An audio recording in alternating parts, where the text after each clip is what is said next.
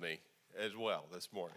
So glad to see each of you this morning. We'll be in Mark this morning. I believe we're in chapter 8, but I have a couple of questions for you as we begin in a moment. But before we begin, let's have a word of prayer. And I know it's not as meaningful to you as it is to me, but y'all are familiar with Jan Rhodes.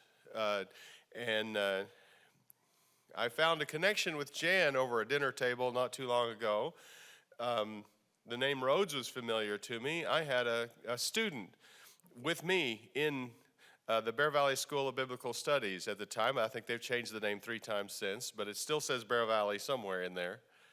But Dale Rhodes was an upperclassman for me. He graduated a year ahead of me, and he and his wife Nancy were very, very kind. Well, Dale has been preaching for many years in the Phoenix, Arizona area, and he came down with COVID and a very bad case suddenly. And he passed away on Thursday night. And so Jan was kind enough to call me and let me know. So Jan's going to need our support. His wife, Nancy, also tested positive for COVID and spent some time in the hospital, but she's been released. So she's doing well. Grateful for Nancy's recovery, but Dale did not survive. So he's gone on to his reward. Phoenix. I'm not sure about the exact suburb, but he's in the Phoenix area. Okay. So we definitely do know of someone who has passed away from this, unfortunately, at least I do. Shall we pray together? Our Father in heaven, thank you for your word and our opportunity to draw closer to you and listen to you as you speak to us. Please help us to understand the message you would have us learn from this portion of your word. But be with us in our needs. Please be with those who are sick from this pandemic and those families who must mourn their losses. Please be with Nancy Rhodes and with all the Rhodes family, with Jan and with others in the family that must mourn Dale's passing. Thank you for the service that he has given to your kingdom. But please help us to see this as a victory for him. But help us to endure the loss for ourselves, and especially Nancy. Be with all the members of our community as we face this. Keep us safe, and take us home if we cannot be. In your Son's name we pray. Amen. Well, I have a question for you, and you can all answer it, and I want to hear an answer. None of this, it's a little too embarrassing. Now, I'm not going to repeat the wonderful story. I just so wanted to tell the story, but I will not repeat the wonderful story. Somebody came up to me after class, and I said, we would have all loved that story. But let's see, it helps if it's on. And finish this sentence just the way Mama or Daddy did, and I know they did. How many times do I have to tell you, what did you hear? Mom would tell me to clean up your room, pick up your socks. Don't sing at the table. That's a good instruction. And that's so discouraging. But we had to have that one too at our home. Yes? Turn your lights off after you leave the room. Yes. Don't talk with your mouth full. But at our table, there was no getting a word in edgewise unless you talked with your mouth full. We all wanted to talk. Yes. Any others? Get your elbows off the table, Chrissy Graham. Yep, they sang it to me. That's right. You just got to say it over and over and over and over again, and sometimes the kids never seem to get it, and we never got it. My father had a statement for that he never said in front of my mother once. I guess he didn't say it to my sisters, but he said it to my brother, and it is bad Spanish. And evidently there's nothing too naughty about it, but it was not very complimentary to me or my brother when he would shake his head while we were not getting one of his instructions, while we were his helper, and he'd say, "No sabe de burro." And that's okay. My Hispanic students who speak Spanish laugh and tell me that's terrible Spanish, but we get it. Something about a donkey, and I believe I was the donkey at the time. Now let me ask you this. If you lost your sight, what would you really miss seeing? What's the one thing you just would not want to miss seeing? I think John's already whispered it to somebody. Pardon me? She's not there when you go, I'm missing seeing the thing I want to see most. And so is Jack. So are you, John. So are many of us. Missing. It doesn't matter how long. You still want to see him one more time. That's right. Boy, I don't know of another answer to that. Driving. Oh, I'd miss driving. There's just that freedom of getting around, of doing. I'm sure I'd live without it, but I can't imagine that. Unless you drive down the highway with your cane out the window tapping the asphalt. Well, aren't the little dots for Braille? Yeah, no tapping the white cane out the car window as you go down. That's not a good plan. No. And we're going to see someone today who's not going to get his sight back instantly. A very unusual miracle for Jesus, because his miracles were powerful, instant, unquestionably miraculous, and total and complete. And this will be total and complete. But Jesus seems to have a purpose in allowing this person not to see clearly as the miracle begins. And we'll look at that. And in the context, Mark, I think, helps you understand, why would Jesus do it that way? And that's what's the beauty of the Gospels. Each one has a different message to bring us about the very same events in Jesus' life, because Jesus had so much to teach us. Let's begin our reading in Mark chapter 8 and verse 1. In those days, when there was a great multitude and they had nothing to eat, he summoned his disciples and said to them, I feel compassion for the multitude, because they've remained with me now 3 days and have nothing to eat. If I send them away fasting to their home, they will faint on the way, and some of them have come from a distance. And his disciples answered him, where will anyone be able to find enough to satisfy these men with bread here in the wilderness? And he was asking them, how many loaves do you have? And they said, 7. And he directed the people to sit down on the ground, and taking the 7 loaves, he gave thanks and broke them and began giving them to his disciples to serve them to them. And they served them to the multitude. And they also had a few small fish. And after he had blessed them, he ordered these to be served as well. And they ate and were satisfied. And they picked up 7 baskets, full baskets of what was left over of the broken pieces. And about 4,000 were there. And he sent them away. And immediately he entered the boat with his disciples, and came to the district of Dalmanutha. I don't know how to say that either. I just have one question. Why? Why is Jesus feeding these 4,000 people? It says. He tells them. He has compassion. He feels with them. I really don't like the artificial difference we have made between sympathy, compassion, and empathy, especially between sympathy and empathy. You know what sympathy means? Feel with. Guess what empathy is? Feel with. And somehow we've made an artificial difference here that you only can have empathy, and this is the English language, and that's fine, and we use it that way, but there's no such distinction in the Greek.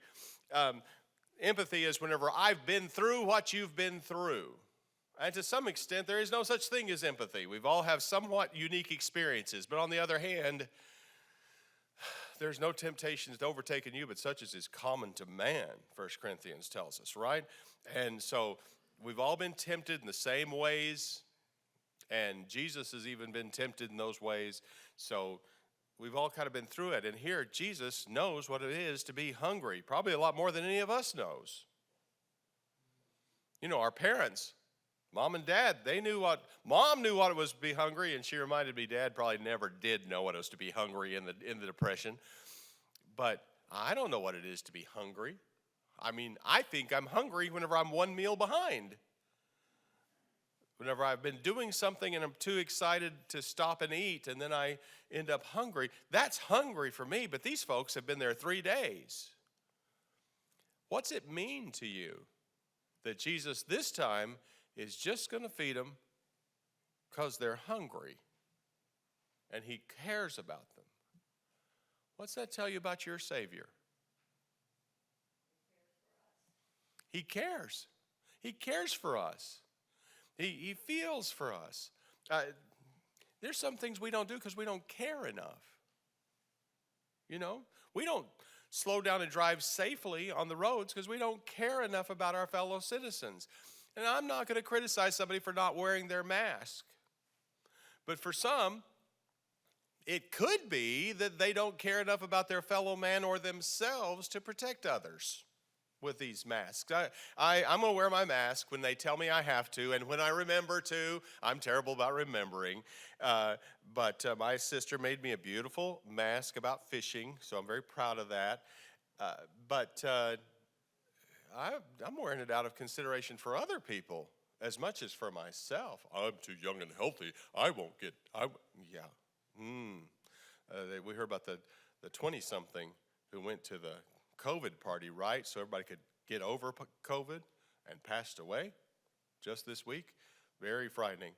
Jesus fed these people because he cared, and he still cares. Let's continue our reading. We're ready for verse 11. And the Pharisees came out and began to argue with him, seeking from him a sign from heaven to test him. And sighing deeply in his spirit, he said, "Why does this generation seek for a sign? Truly I say to you, no sign shall be given to this generation." Leaving them, he again embarked and went away to the other side. Why didn't they get a sign? They were blind. They just had a sign. We had 5,000 people, 4,000 people eat here. And we got 7 full baskets. The leftovers are far more than we started with.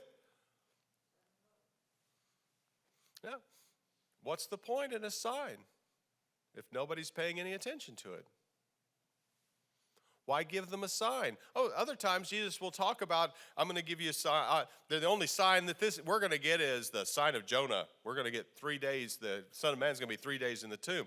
You know, and Jesus had given lots and lots of signs. But here, what difference would it have made if Jesus had stopped the sun like Joshua? Or if somehow there had been a new star in the heavens at his birth? What if he'd been able to start a solar eclipse on command?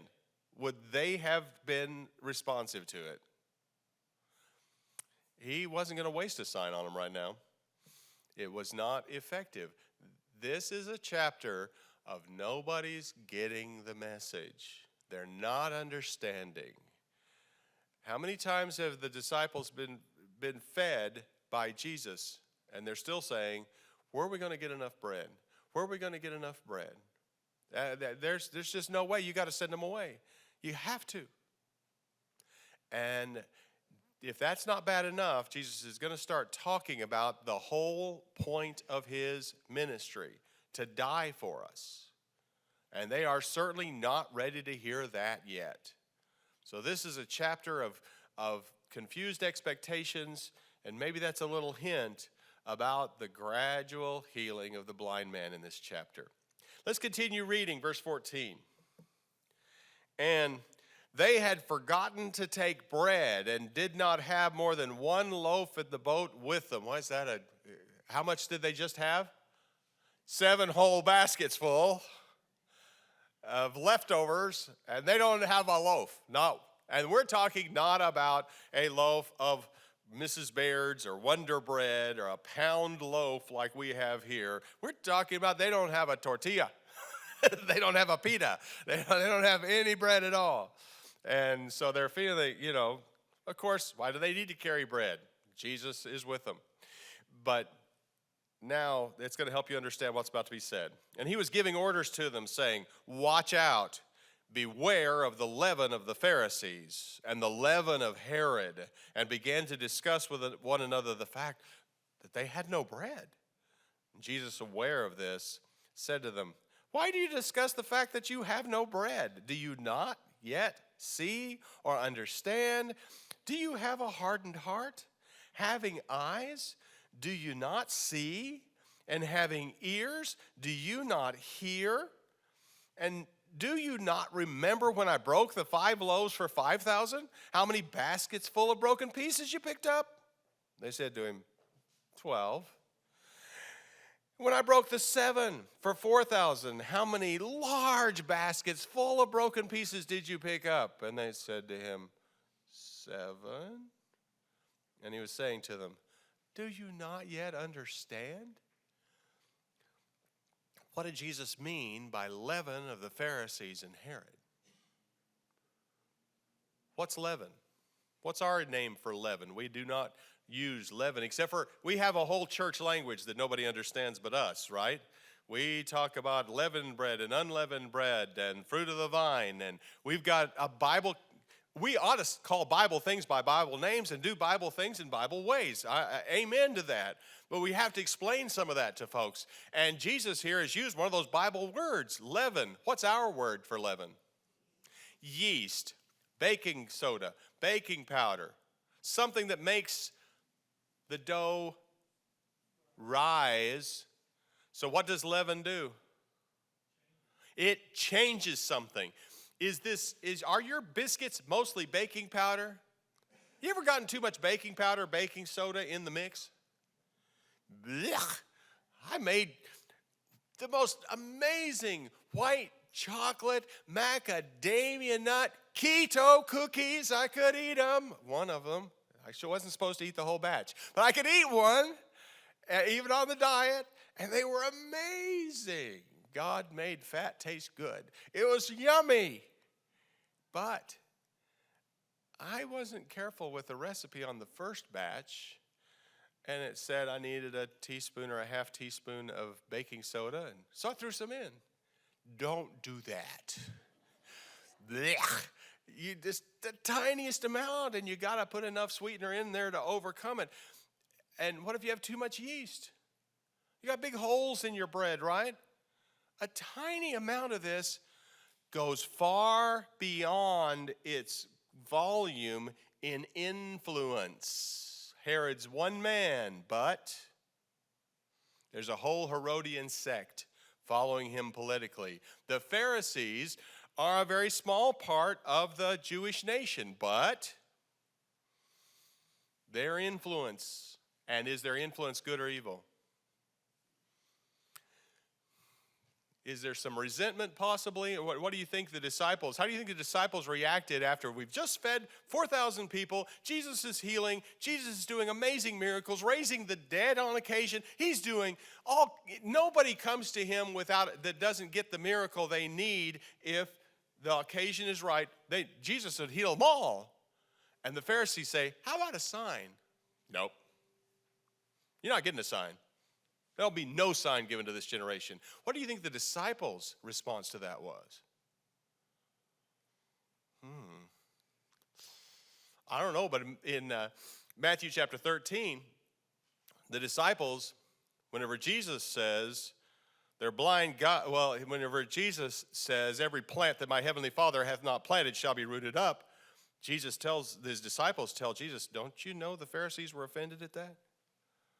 That bothered them. I can't imagine that this was a comfortable statement to hear Jesus say to the religious leaders of your day, no sign for you. And so Jesus says, watch out for their leaven, their influence. Don't let them have that. We got to be unleavened bread. We got to let God do the influencing, not the devil. What incident had Mark recorded in chapter 6 involving Herod? What had he just done as we read? Two chapters before, Herod had beheaded John the Baptist. Talk about an evil influence. What about chapter 7? What had the Pharisees just been griping about at the beginning of chapter 7? Disciples are going boop-de boop-de boop, walking along on the Sabbath day, and what are the disciples doing? Eating the grain, eating without washing hands, eating on the Sabbath, and this time they're eating without washing their hands. You're right. Don't you remember what these people are doing? Do not let this bother you. And Jesus uses a very clear figure of speech used over and over in the scriptures. Paul will use it in 1 Corinthians to talk about the necessity of withdrawing fellowship at times. Don't you know a little leaven leavens the whole lump of dough? And usually, almost all the time, it is an evil influence, and how evil influence spreads and how sin contaminates, and it is a contaminating thing. Occasionally, Jesus did talk about the kingdom being leaven and changing the whole world, even though we're not the whole world. Jesus has just changed our part of the world so much so that we couldn't understand parts of the world in World War II. We did not understand the mental attitudes of Southeast Asia when we went there in the war. We don't get it. Other mindsets in this world. How could somebody really think they're going to blow themselves up in the name of a God? Well, Jesus has a different influence than Satan. And he changes our world. Enough preaching. This is questions and answers, not Chris. Why would you be able to remember the numbers of baskets just so easily? The first time it was how many? 12 baskets full. Why would those disciples remember the number 12? Every one of us had a basket, and every one of our baskets was full. And there wasn't any more than those 12 baskets. It was all we could handle and no more. Is that what God does for us?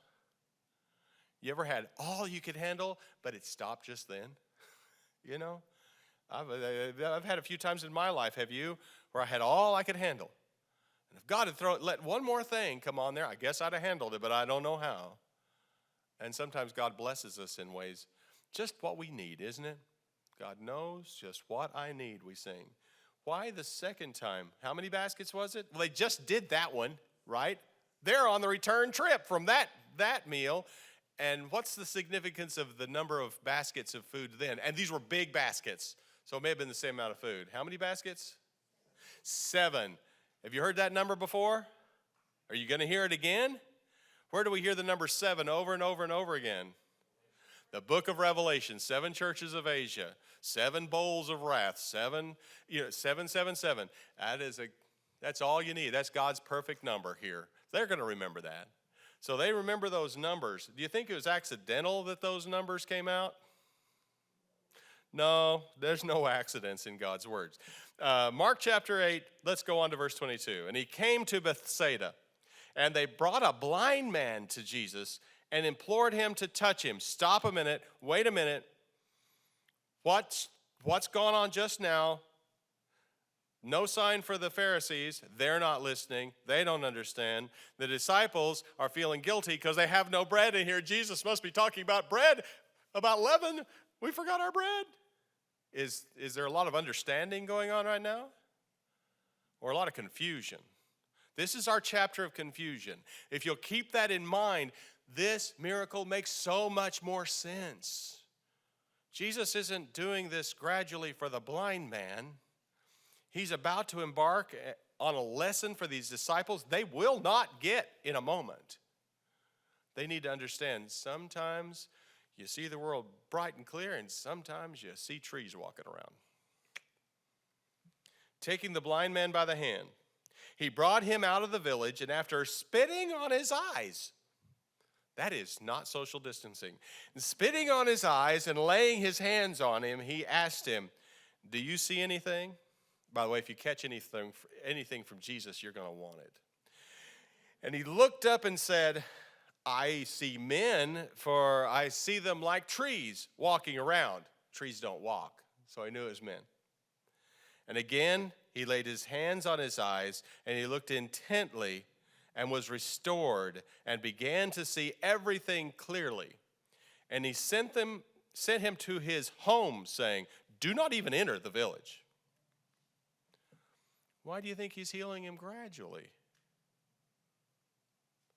Yeah, give it away to me. Yes, John. This is a very spectacular thing for us today. Not everybody catches on to what Jesus did in every age, but in recent years, they have been able to restore sight to people who lost it, like I said, one or two, and they even had a movie about it. And in this movie, they enacted some things that people had gone through. And the first thing is that when they were restored their sight, they could see, but they couldn't see intently. There's two facets of seeing. You have general sight and you have focus. And so they had this man waking up from his surgery and looking, and everybody moving around. There were light tracers that were following every movement of people that he saw, which is to a blind man like trees swaying in the wind. In fact, in the original book, he mentioned the word trees and moving, and he saw people moving about like trees, like in this case. And so, what a fantastic miracle that Jesus purposely did here. And so that people later on that could really focus on. In other words, there's a lot of things, miracles that are done that people immediately go to and try to discount the Bible and disprove. Well, Jesus couldn't do it. You know, he didn't have enough power to do it. No, there was a purpose for this. And now we just today see that purpose clearly of the difference between sight and focus. John was bringing out, those of you who may be following this on on YouTube, John was bringing out in class here that there's been a modern movie made about one person's life experience, and it showed the difference between when this person was able medically to have his sight restored to him. At first, he just saw shapes, but it took a bit for him for things to come into focus. And focus and sight are kind of two different things. I mean, if you don't have focus, you can still have some sight, and that's what's happened here. But when things really come into focus, that's what fully happens. And you may have been there on some occasion. Well, I live that way every day. I am out of focus until the contact lenses go in or the glasses go on, and there are trees moving around, and it does look like trees. And in fact, in the book that the movie was based upon, it may actually have said something about seeing as if trees were moving in the wind. Okay, I don't think Jesus did this gradually to mimic a natural healing. Do you? Nothing natural about this. But does Jesus want everybody right then to understand that this man's been healed gradually? Does Jesus want any publicity about this? No. You don't even walk through town. Go the other way to your house. Go directly to your house. He must not have been on a direct line through the village. Go directly to home. Go home. Don't tell anybody. Because this message about sometimes you see it all and sometimes you're just getting the focus, that's for the other people with him. That's for his disciples. And what a ooky way to heal. He spit in his eye. Now, I get the spit on the ground and make mud like Jesus is going to do on another occasion and putting on the outside of the eyes and go wash that off and you'll see, oh, that's ooky enough. But I'm sorry, nobody spits in my eye. You know, that just doesn't. And yet, Jesus' way, this is going to heal God's way, and they're not going to get it. It doesn't have to make sense to you. It's God's way. And that's one thing we've got to understand. Whether you can explain, I think God's very rational. And if anything can be explained, it's God's way quite often. But if you want to be able to explain God's way, you're missing the point. God said it, we have to accept it. Thus saith the Lord is enough for us. And it'll make sense, and we may be able to explain it and understand better, but if God said it, whether you understand it or not, I'm going to do it. I may not understand how baptism is not a work, how baptism is whenever I am calling on the name of the Lord, Acts 22:16, rise and be baptized and wash away your sins, calling on the name of the Lord, that's calling on the name of the Lord. My friends may not get it, but I just got to accept it. God said, repent and be baptized, every one of you, in the name of Jesus Christ for the remission of your sins. Yes, Jose. This may be in connection with what he just spoke to the apostles, where they didn't understand what was happening. And so this may be a gradual understanding. Definitely. Very much so. They didn't understand the leaven.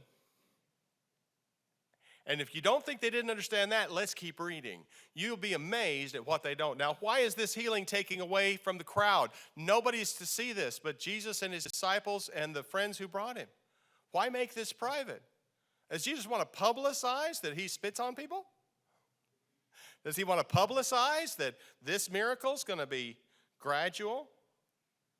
I don't think that it's any less amazing because of that. Nobody else could do it. It's from God. There's no question. It's a clear sign. But this sign signifies more than just God's powerful and can heal. It has something else. How had the disciples just been seeing, but they hadn't been seeing? From verses 17 and 18. Don't you get it? Why are you saying we have no bread? They've just been confused and let their guilty conscience about bread and forgetting to bring some bread with us. We had 7 full baskets for it, and we didn't bring any of it. Now Jesus has said, I want some biscuits. I got some, watch out for the leaven. No. They're seeing, but they're not seeing. Continue our reading, verse 27. Jesus went out, along with his disciples, to the villages of Caesarea Philippi.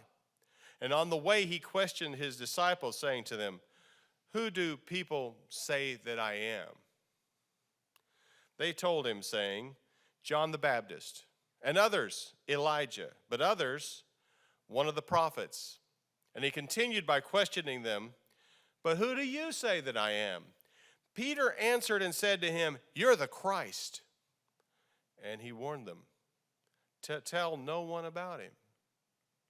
And began to teach them that the Son of Man must suffer many things and be rejected by the elders and the chief priests and the scribes and be killed, and after 3 days rise again. And he was stating the matter plainly. There's no figures of speech here. There's no language to interpret other than this is all denotation, not just connotation somehow. And he was stating the matter plainly. And Peter took him aside, began to rebuke him. But turning around and seeing his disciples, he rebuked Peter and said, get behind me, Satan, for you are not setting your mind on God's interests, but man's. And he summoned the crowd with his disciples and said to them, if anyone wishes to come after me, he must deny himself and take up his cross and follow me. For whoever wishes to save his life will lose it. But whoever loses his life for my sake and the gospel's will save it. For what does it profit a man to gain the whole world and forfeit his soul? For whoever is ashamed of me and my words in this adulterous and sinful generation, the Son of Man will also be ashamed of him when he comes in the glory of his Father with the holy angels. Matthew, I know we weren't going to compare, but Matthew shows praise from Jesus over Peter's confession. He also makes the confession a little broader and helps us know at that point that Peter understands a little bit, at least, of the deity of Christ. You're the Son of God. But here, there is no praise. Why not? Yes, John? These events that seem to be repeated happen over and over again through the 3 years. I would agree with you, John, here, but remember, we have a geographical key for both. For Matthew and for Mark, this takes place in the region of Caesarea Philippi. So Mark has a different perspective he wants to show us, and Matthew wants to show us that the disciples are now beginning to understand, and Jesus is saying that my deity is the rock the church is going to be built on, and Peter understood that, and there's some praise there for Peter understanding it, and the two incidents are separated here, but they are so close together in time. Mark wants you to see something else. What's Mark showing you? While Peter confesses Christ, what else is going on that Mark wants you to get? Does he get it? What about Peter's rebuke? How is it very different with Jesus' rebuke of Peter? Peter rebukes Christ, and it's in Matthew as well. But how is Peter's rebuke so different from Jesus' rebuke? What's Peter's rebuke? He tells Jesus, no, what are you thinking? Peter personally does not want Jesus to die, certainly. He does not want that plan to go that way. You can't be right about this, Jesus. You just must be depressed or something. But I want you to see, how are the two rebukes very different? Look at the context for a minute. Peter rebukes Jesus in a certain way, but it's not exactly as he intended. But Jesus' rebuke of Peter, don't worry about what they're being rebuked for. Well, one rebuke is, you're wrong, you're not going to die, and the other is, the devil's the one talking here, not you. Get behind me, devil. I'm thinking about the circumstances. How did you correct your children? A child is acting up in the store. What do? Sometimes, you might have given them a swat right there. Nothing else was going to do, and the whole town was seeing it, and you're in a little town in West Texas or in eastern Colorado, and the whole town's going to wonder, do you care that your kid is driving us all crazy? And they are all saying, if you don't swat him, I'm going to, And then there was other times that Mama gave me a tiny little pinch and said,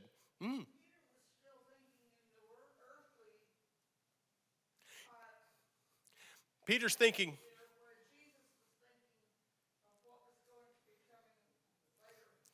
very different. There's very different ideas here. Peter's thinking physically, earthly, and Jesus has a spiritual purpose here, and he's thinking of the final purpose, and Peter doesn't get it. But I'm actually, be simpler. Who's private, who's public? Are either of them trying or at least attempting to be private in their rebuke? Peter's pulling him aside, but is he as private as he thinks he is? I don't whisper.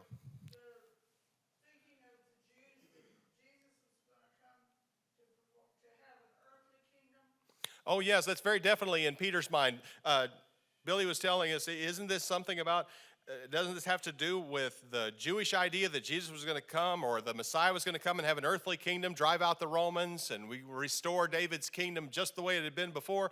Yeah, I think that's very much what's going on here. But what I want to point out to you right now is that Mark makes sure you get how these rebukes are done. We know the rebukes, but did you think for a minute that Peter says, come over here, Jesus, hey, this can't happen.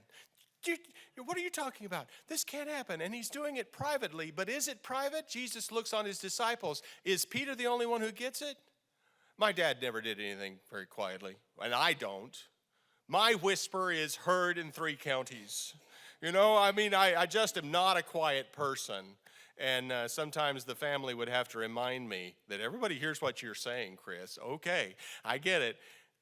And Peter is not doing this as quietly as he thinks. Maybe it's away from the crowd, but Jesus is looking at the disciples and he sees. What do you think the disciples' attitude was when Peter was speaking? Do you think they agreed with Peter or didn't? I think they knew exactly what he's saying. Is Peter somebody who is a wildly original thinker who says something nobody else wants to say? Or is he often the barometer of the crowd and he's the only one who's willing to speak up and say what everybody else is thinking at the same time? I don't think Peter is so bizarrely unusual. He's just bold and brash and willing to say what the rest of us are thinking. And on this occasion, Jesus sees the other disciples, and he's not doing this to hurt Peter's feelings. We had a problem at a school of preaching. There's no problems at schools of preaching, but there was one. And Brother Tharp thought we had Monroe Tharp, our fine Greek teacher, I thought he was 100 years old when I had him, but he continued on for many years after me. Fine gospel preacher from the Fort Worth area, actually. Preached here during World War II, but knew the Greek language inside and out. And he had his Bible. He only carried a Greek New Testament to church, along with his Old Testament, but it had a leather cover on it that said Homonis Biblis, the only Bible. But anyway, Brother Tharp singled me out one day, and I always announce my song numbers twice. We had a problem that everybody thought if you were asked to lead a prayer or if you were asked to lead a song in chapel, there was an invitation to preach. Chapel was going long. And so Brother Tharp was going to put a stop to it, and I was his example. I gave the number once, and I always would repeat the number. I'd say 592, 592. So I opened my mouth to say the number 5, whatever the number was, and he just spoke up from the front row, loud and clear. Just sing the song, Chris.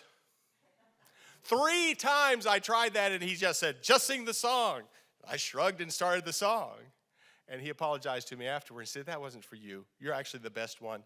But they need to stop doing that. So you're my example today. Jesus wasn't trying to hurt Peter's feelings here. He sees the disciples have the same idea, the same concept. They'd like to rebuke Jesus too, but certainly they're hearing it. In my mind, they'd like to rebuke Jesus too. But the text tells us they see this. This is for the disciples. Get behind me, devil. And then he turns to the whole crowd. If they want to start arguing with him, they get no chance because Jesus immediately seems to turn to the crowd and expands on the concept. The crowd may not totally understand this, but his disciples are really getting a message they don't want to hear. This is confusion. We're still seeing trees walking around.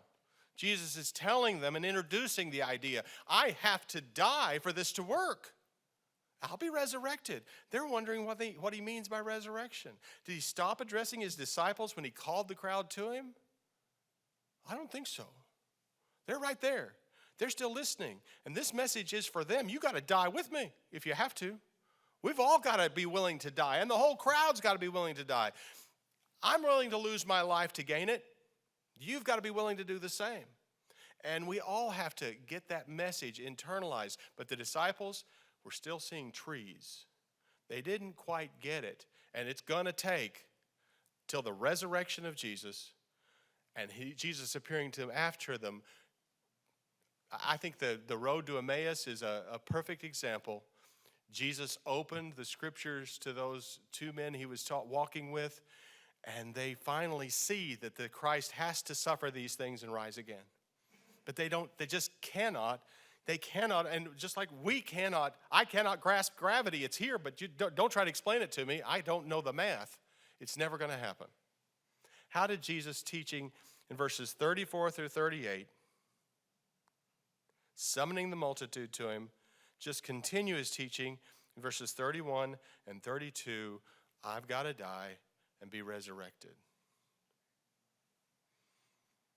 How does you got to take up your cross go with they're going to kill me? Fits pretty well, doesn't it? I think it fits. Yes, I really mean, I'm speaking plainly. There are no figures of speech here. I really mean it. This isn't an illustration. They're going to kill me. I'll be resurrected. And they just can't accept it. They can't understand it. It's totally out of their understanding. Moses is the great leader, and Jesus is going to be a prophet like unto Moses. Did God kill Moses or allow anybody kill Moses? No, God saves and protects and takes care of Moses. How about Elijah? Everybody, they want to kill Elijah. What does God do? Saves him, feeds him with ravens, takes him to the widow of Zarephath. He cares for him. God's not going to let anything happen to Elijah. David, Saul's ready to kill David at every moment. Is God going to let anything happen to David? No. And David understands so well, he won't raise his hand against God as anointed, and he feels incredible guilt over even cutting off the hem of his garment. And whenever somebody takes credit for killing Saul, he's going to bring down the wrath of God on him. Your own words have condemned you. I mean, he'll kill the man who claims credit for killing Saul. God takes care of his leaders. They cannot imagine that the Messiah would die, even though God said he would, as you read Isaiah 53, don't you? Application. This is the hard part of the lesson. Do I ever wonder where God's going to get the bread? Do you wonder where God's going to get the money to keep my car running, to make my mortgage, to make my payments? There have been some times God didn't come up with it whenever I perhaps overextended myself and it was tough. I had to cut back a little bit. Have you ever really been short? Or can you say with L.O. Sanderson, the Lord has been mindful of me. He blesses and blesses again. My God is the God of the living. How excellent is his name.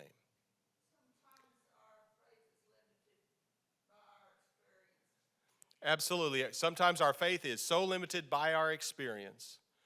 And as we're getting a little older, and as I look back, God's taken care of everything I've needed. And I don't know anybody I can say with David, I haven't seen the righteous forsaken or his seed beg bread. Yes. Too many times we say, how am I going to provide? How am I going to do this?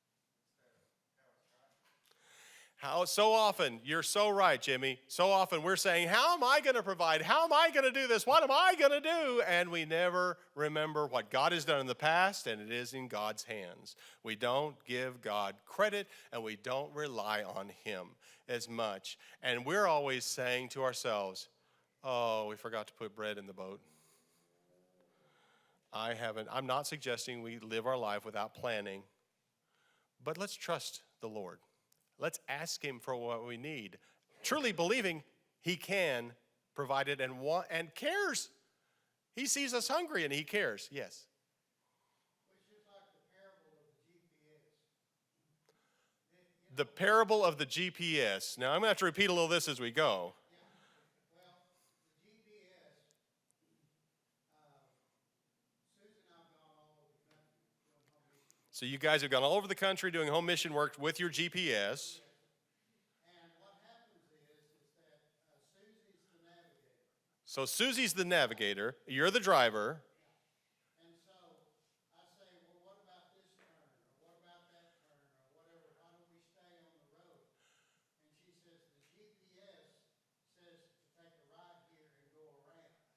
And I say, no, I think we'll just stay on this. She said, okay, go ahead. And usually the GPS is right, and I'll end up making the wrong move because the GPS can see from the, from the satellite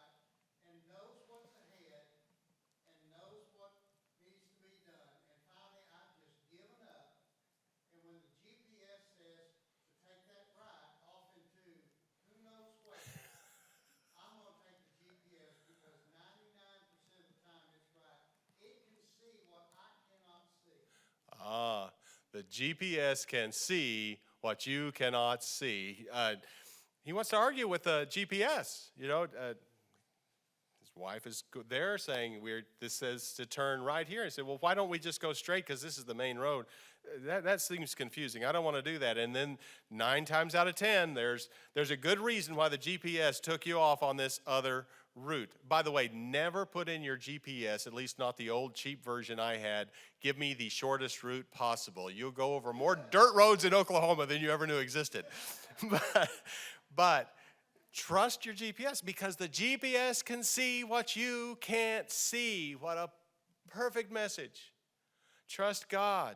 He sees what you don't see. Do I have not because I ask not? James chapter 4, verse 2. Is that why it is? Where are you at in your spiritual journey?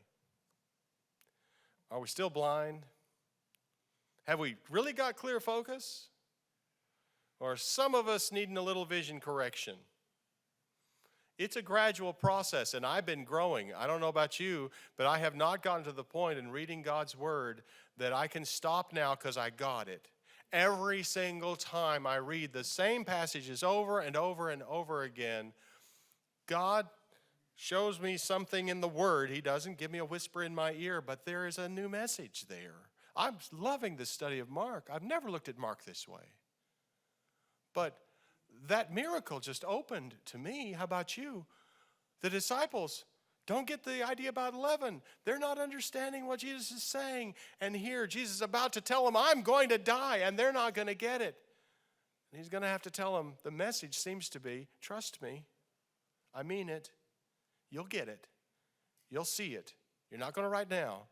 But listen, do your best, and focus will come. Keep on praying, keep on studying, keep on learning, and the focus gets sharper and clearer every day as we do so. But don't worry about the brother or sister sometimes who doesn't quite get it yet.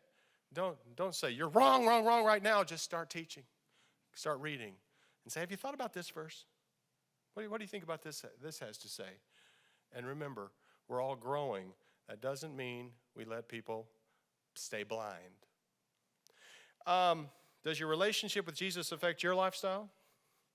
Your politics, your relationships? Herod's influence changed his world. The Pharisees' influence was changing their world. Is Jesus leaven?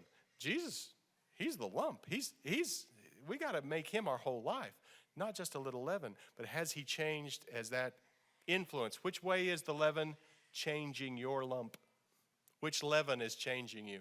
Because one way or the other, it's working that way. Little song before we go. Make me new, Lord Jesus, make me new.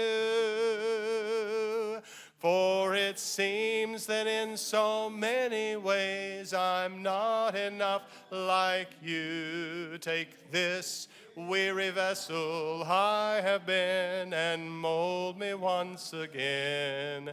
Change my heart, change my spirit, make me you.